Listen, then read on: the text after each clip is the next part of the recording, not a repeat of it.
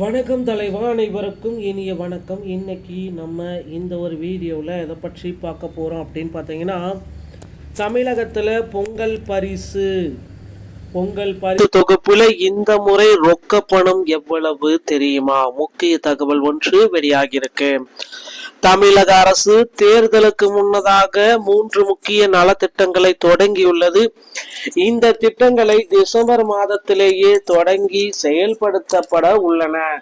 இது திமுக அரசுக்கு மிக முக்கிய மைலேஜாக மாறும் என்று எதிர்பார்ப்புகள் அதிகரித்து கொண்டிருக்கிறதுங்க.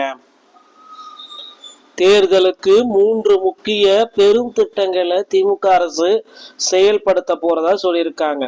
ஸோ வரக்கூடிய 2026 சட்டப்பேரவை தேர்தல் நடக்க உள்ள நிலையில் பொங்கல் பரிசு தொகுப்பில் இந்த முறை ரொக்க பணம் வழங்கப்படலாம் அப்படின்ற எதிர்பார்ப்பு அதிக அளவுல மக்கள் மத்தியில பேசப்படுதுங்க.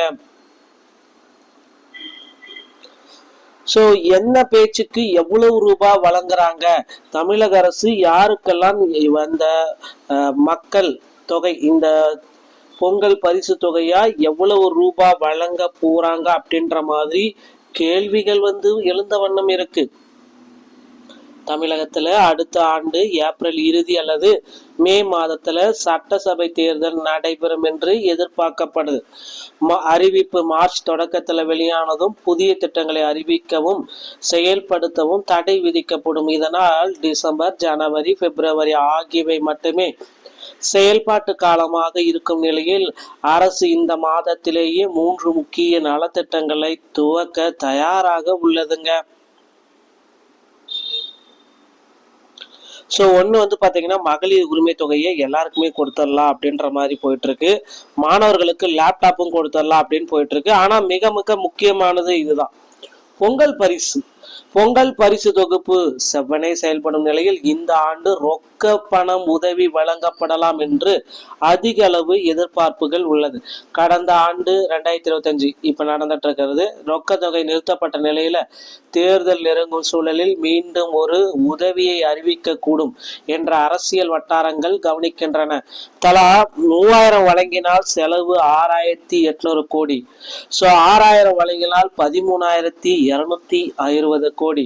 ஸோ இந்த இறுதி முடிவு ஜனவரி முதல் வாரத்துல வெளியிடப்படலாம் என்று எதிர்பார்க்கப்படுகிறது.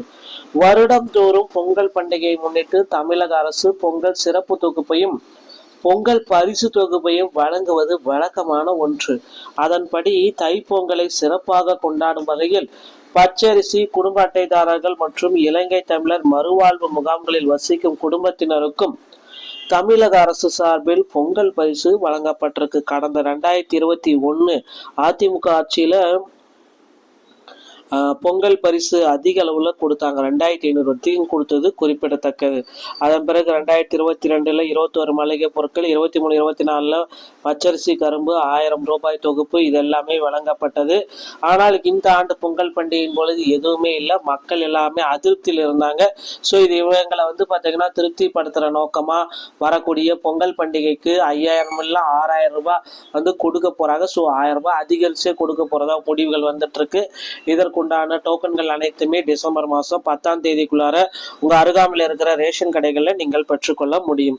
இந்த வகையான தகவலை நீங்க உடனுக்குடன் தெரிஞ்சுக்க நீங்க நம்முடைய சேனலை சப்ஸ்கிரைப் அண்ட் பெல்ல கிளிக் பண்ணி வச்சுக்கோங்க. மீண்டும் ஒரு நல்ல தகவலோட நான் உங்களை சந்திக்கிறேன். நன்றி, வணக்கம். தேங்க்யூ.